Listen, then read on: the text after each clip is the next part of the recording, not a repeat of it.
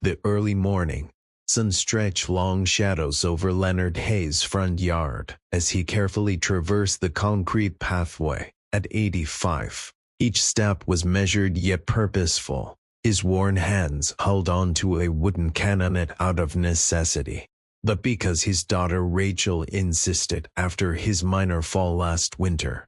Regardless of rain or shine, Leonard adhered to the same routine he'd established since purchasing this modest bungalow in Maple Hollow back in 1952. The flag raising was the first order of business, a solemn nod to the friends he had lost during World War II. With stiff fingers moving through muscle memory and reverence, he guided the stars and stripes upward into the glowing sky. The neighbors were accustomed to seeing him, a veteran clad in his navy blue cardigan, pressed khakis, and polished brown shoes, engage in this ritual. However, what they didn't know was that Leonard spent every Sunday evening meticulously polishing those shoes, just as he did when he was a young sailor many years ago. It wasn't just discipline, it was an act of remembrance too. On this Monday, just like all other Mondays, Leonard had planned to care for his rose bushes. These roses had become his pride and solace ever since the passing of his wife Beatrice 7 years prior. They provided him with something meaningful to nurture when grief threatened to consume him entirely. "Good morning, Mr. Hayes," Ellie called out as she scooted by from across the street. At 11 years old, her youthful energy was infectious, but Leonard still smiled gently, waving back. She'd also taken part scattering wildflower seeds last fall. Each burst colors gently reminded a thoughtful young helper. The kids on Sycamore Lane affectionately referred to him as Grandpa Hayes, even though he didn't have any grandchildren of his own.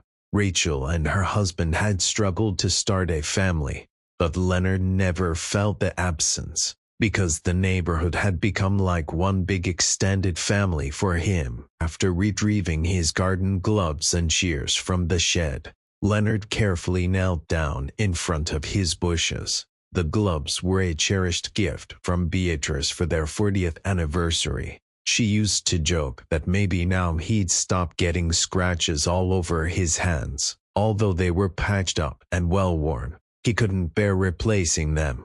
While clipping away the withered blooms, his mind drifted back to a tiny island where his Navy unit had once assisted locals in planting vegetables amid bouts of bombing. The earth there was dark and rich, brimming with quiet hope. It was then that he realized, even amidst the chaos of war, life demanded care and nurturing.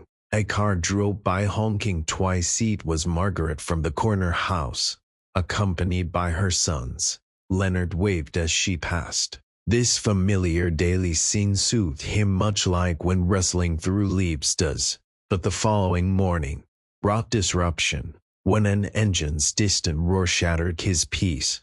Just as he tended to a new bloom, he glanced up to see 3 black and white police cruisers gliding down Sycamore Lane. They decelerated, halting directly opposite the old school administration building, which had remained unoccupied for years until now. A few officers emerged from their vehicles. Initially, Leonard paid little attention. It could have been a training exercise, or perhaps a temporary stationing of some sort. However, before long, more vehicles pulled in, at just patrol cars, but also unmarked SUVs equipped with tinted windows and antenna raised. It became evident that these arrivals were anything but amicable. They parked carelessly, scraping the curb as they strode down the street with an air of ownership. Curious neighbors peeked from behind their curtains, while men in dark tactical uniforms filed into the building opposite Leonard's house. The atmosphere grew tense and charged. By Wednesday, Leonard sat by his window, observing them settling in across the way, clearly not local law enforcement. It was apparent, since these individuals lacked name tags, and offered no friendly nods or signs of community engagement. They claimed affiliation with a federal task force. However, identification consisted merely of a paper, sign taped to one of their windows reading Field Operations Unit. No one understood its meaning.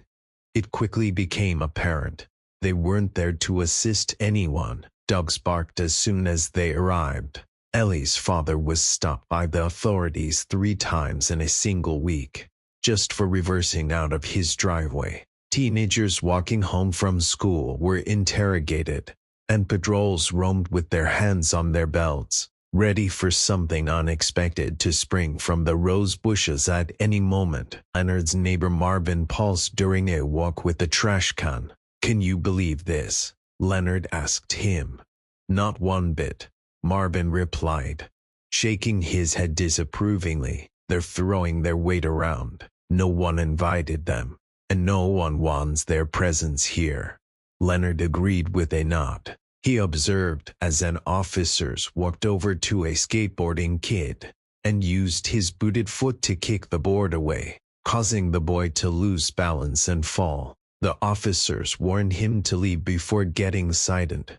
By Friday, they had hoisted a new flag on the building, a red and gray banner, featuring a badge with the words Strategic Crime Response Unit. This entity was not linked with city or state authorities.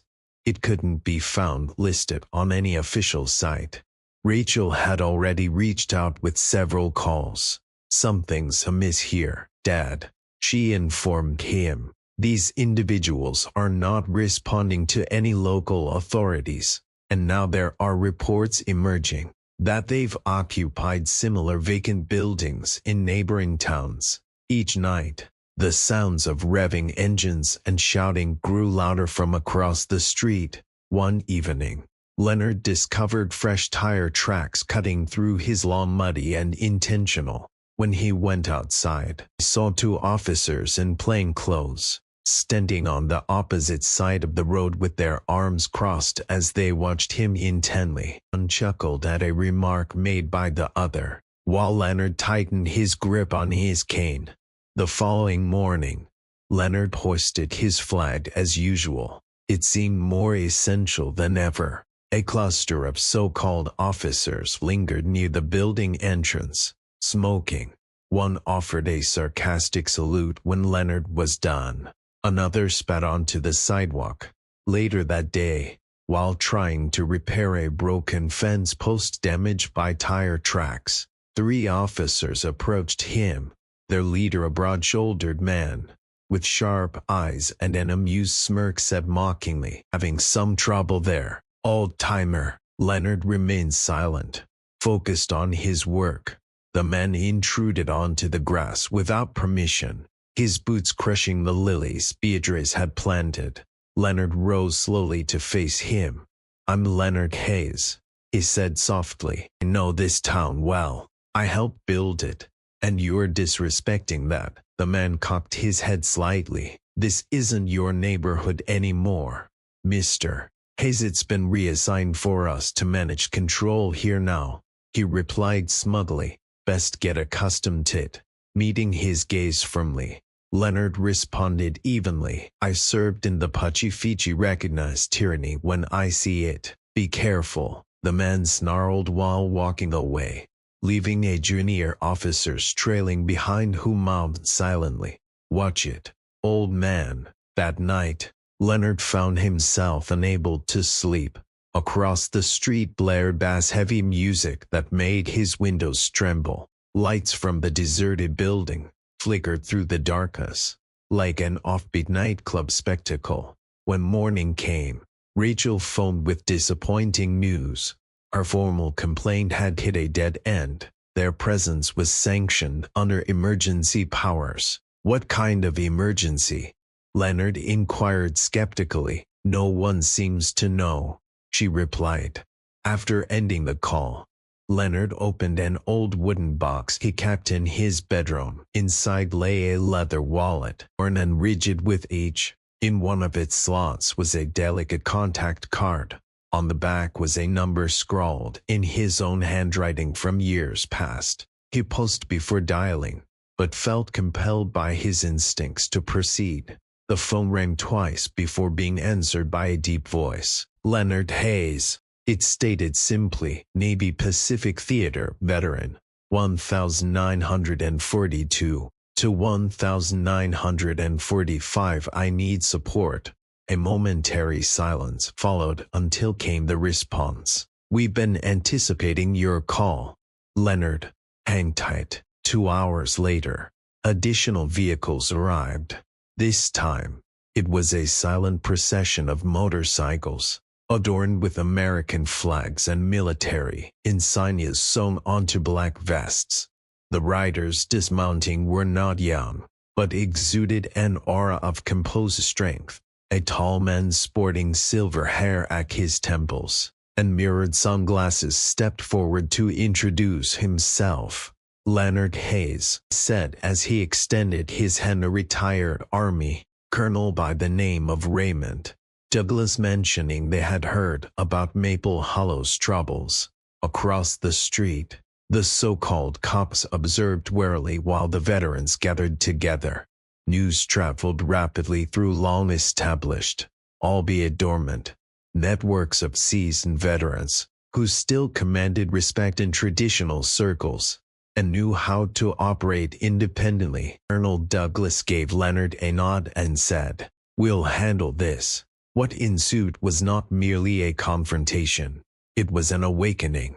The veterans lodged formal reports with state and federal authorities, unveiling documents and releasing body camera footage. One member had accessed drone footage revealing plainclothes officers intimidating minors by herding them behind the recreation center with their hands on their belts, while demanding answers without legal authority.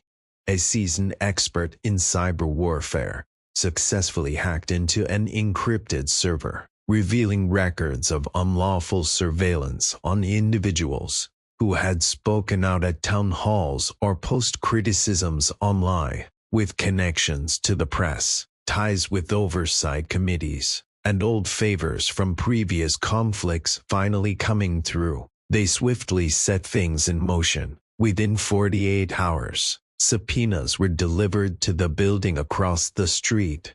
By Monday morning, the Shem task force was quietly disbanded under orders that no one dared acknowledge originated from the top. Offices were closed, desks emptied, emails erased. Officials declined to answer press questions by stating it was part of an ongoing internal review. However, everyone understood what had happened. The town of Maple Hollow understood. They had drawn a line and stood firm this time around. Yet the veterans didn't just walk away, they remained behind to rebuild what had been damaged, not only fences and gardens but also trust within the community. They fixed Leonard's broken gate, straightened the flagpole, and repainted his favorite old bench where he enjoyed reading to passing kids. They also replanted lilies that Mercy had crushed, while chasing squirrels, and repaired the tire-rutted lawn damaged by Rickson's unmarked SUV. No one asked for payment. They simply arrived equipped with hammers, resolute and silent in their determination. Eventually, came the day when they reopened the abandoned school building as what they named Honor Hall, initially adorned with a few folding chairs and donated tables. Before long, shelves filled with books, tools, and refurbished old computers were neatly arranged along the wall. Veterans shared their trade skills with kids who had never encountered a working power drill before. They facilitated mentorship circles, offered trauma counseling sessions, and conducted jiu-jitsu classes. Portraits of those lost, whether overseas or domestically, to silence, neglect, or despair, were hung as tributes. The walls didn't speak in slogans. They resonated with names instead. The children began referring to them as uncles and aunties, knit out of familial ties but for something deeper, respect and safety.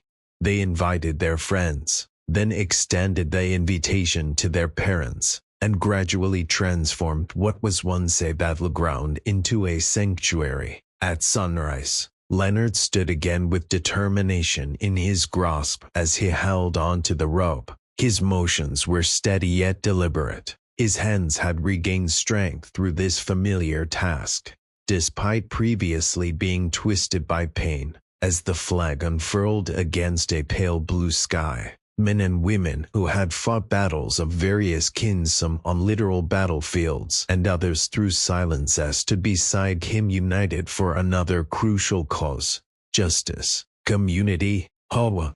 He didn't say much, simply nodding with quiet pride as the wind caught the stars and stripes, sending them rippling above Maple Hollow. As they were about to leave, a noise halted them, a low rumble of tires and doors slamming shut. This time it wasn't fear that stirred in their hearts, but curiosity instead. A black sedan had parked at the end of the block. From it emerged a federal official carrying a briefcase in it, someone from press or politics, an individual from Office Accountability. The official approached slowly while scanning through crowd until his gaze found Leonard directly amid multitude gathered there, doing so attentively. "We read every report," he remarked before continuing further, "but couldn't possibly comprehend impact without having seen footage nor truly appreciated significance involved until witnessing first-hand presence like yours.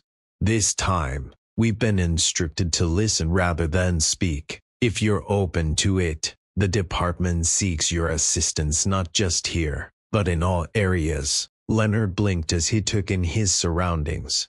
With the lingering scent of morning dew and freshly cut grass still present, he glanced at his companions before turning back to face the man speaking. "We'll help," he said at last, his voice soft yet resolute. "But not from behind desks. We've witnessed firsthand what happens when people lose sight of whom they serve." The official acknowledged this with a humble nod.